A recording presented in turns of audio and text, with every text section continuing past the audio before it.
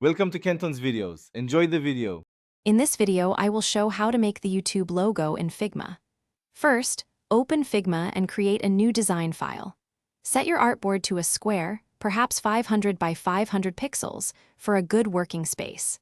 Then, select a vibrant red color for your background, like the classic YouTube red, to begin building the iconic brand mark. Next, let's create the main red shape. Draw a rectangle and set its dimensions to 400 pixels wide by 280 pixels tall. Fill it with the exact YouTube red color, using the hex code FF0000.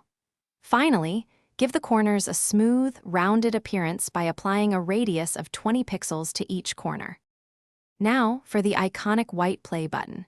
Draw a simple triangle shape and fill it with pure white. Carefully center this triangle both horizontally and vertically within your red rectangle. Rotate the triangle 90 degrees clockwise to achieve the correct play symbol orientation. Adjust its size to 120 pixels wide by 140 pixels tall.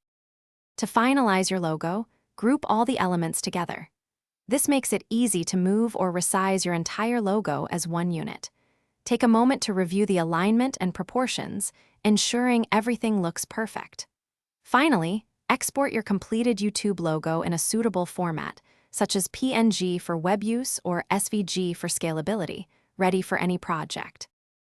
Thanks for watching. Consider subscribing if we helped you.